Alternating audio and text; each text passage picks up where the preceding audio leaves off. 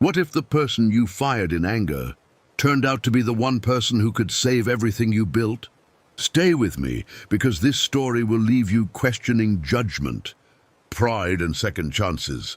And before we begin, don't forget to like this video and subscribe to Kind Soul Stories, because stories like this don't just entertain, they change the way you see people.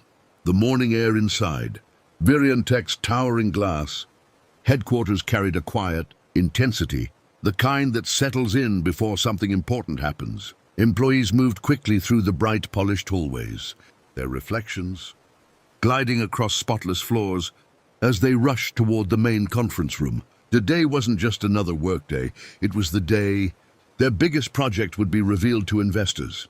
At the center of it all was CEO Elena Cross, a woman known for her sharp instincts and even sharper decisions.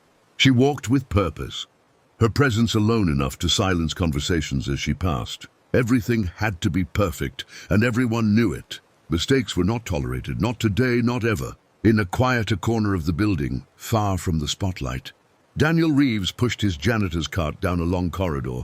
His movements were slow but careful, as if each step carried a responsibility no one else could see. His uniform was simple, slightly worn, and his name badge hung loosely from his chest. To most people in the building, Daniel was just part of the background, someone who cleaned up messes after others moved on. But behind his tired eyes was a mind that never stopped observing. Every room, every detail, every pattern. He noticed things others didn't. As he approached the design lab, he paused briefly, hearing voices inside discussing final adjustments. Through the glass wall, a glowing digital model displayed the company's latest innovation. Daniel wasn't trying to intrude, but something about the design pulled his attention. He stepped closer, narrowing his eyes as he studied it. Within seconds, a familiar tension built in his chest. There it was, a flaw, subtle yet dangerous, hidden deep within the structure's calculations. It was the kind of mistake only someone with experience would catch. Without thinking, instinct took over. He set aside his cleaning cloth and stepped into the room. The engineers were momentarily distracted, giving him just enough time to approach the system.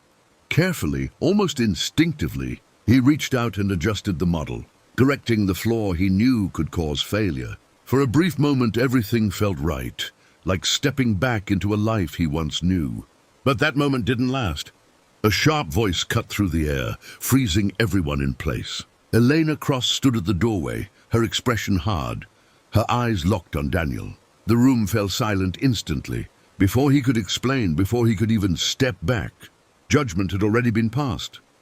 In that single moment, everything he was, and everything he had once been, disappeared. Behind the title he wore now, Janitor, the conference room dimmed as the presentation began, its massive screen glowing with the promise of innovation. Investors sat in attentive silence, their eyes fixed forward, while a quiet tension wrapped itself around every corner of the room. Elena Cross stood confidently at the center, her posture straight, her expression composed. This was her moment, the culmination of months of relentless work, sleepless nights, and uncompromising standards. Today, she began, her voice steady and commanding, we introduce a system that will redefine structural efficiency and performance. A soft murmur of interest moved through the audience as the first simulation appeared on the screen, sleek and flawless. Engineers behind her exchanged subtle nods of approval. Everything was going exactly as planned. For a few brief minutes, the room felt electric with success. Data flowed smoothly, visuals impressed, and the investors leaned forward, clearly engaged. Elena allowed herself the smallest hint of satisfaction. But just as confidence began to settle in, the screen flickered. At first, it was barely noticeable, a slight delay in the simulation. Then suddenly the model stuttered, distorted, and collapsed in on itself. Red warning signals flashed across the display, breaking the illusion of perfection in an instant. A ripple of confusion spread across the room, followed quickly by uneasy whispers. Elena's expression tightened, but she maintained control. Restart the simulation, she instructed calmly, though her heartbeat had begun to quicken. The system reset, and for a moment hope returned. But as the simulation ran again, the same failure repeated, this time more violently. Calculations spiraled out of control, and the structure failed under pressure conditions it was supposed to withstand. The room was no longer calm. Investors exchanged concerned glances, some leaning back in their chairs, others whispering behind raised hands. Elena felt the shift immediately. This wasn't just a minor glitch, it was a flaw, something fundamental that had been overlooked. "Check the load distribution again," one engineer said urgently from behind the control panel. "We've already verified it," another replied, his voice edged with panic. Everything was stable before. Elena's mind raced, trying to trace the problem, but nothing made sense. Then, like a sudden echo from just minutes earlier, a memory surfaced, clear and sharp. A quiet voice. "Calm, certain. Ma'am, I think there's an error in the load." Her breath caught. The janitor, Daniel. For a brief second, the noise of the room faded into the background as realization struck her. She had dismissed him without listening. And now everything was falling apart in front of her. Her confidence wavered for the first time, replaced by something unfamiliar, doubt. Without another word, she turned away from the screen, urgency overtaking pride, because deep down she knew one thing with absolute certainty. If she didn't find him, this failure wouldn't just cost a presentation. It could cost everything. Daniel stood still for a moment. As Elena's words hung in the air, the weight of the situation settling between them. The urgency in her voice was real, but so was the hesitation in his heart. He had spent years learning how quickly people judged, how easily they overlooked someone once they were placed in a certain role. Yet here he was again, being asked to step forward, not as who he was seen to be, but as who he truly was. He took a slow breath, then nodded slightly. "I wasn't trying to interfere," he said calmly, his voice steady despite everything. "But your system has a structural imbalance. There's a secondary stress point your model isn't accounting for. And under pressure, it collapses." Eleanor listened without interrupting, her expression no longer filled with authority, but with focus. For the first time, she wasn't speaking, she was learning. "Can you fix it?" she asked quietly. Daniel glanced back toward the building, then at his hands, as if remembering something from a different life. "Yes," he replied, "but we don't have much time." Within moments, Daniel was back inside the design lab, but the atmosphere had completely changed.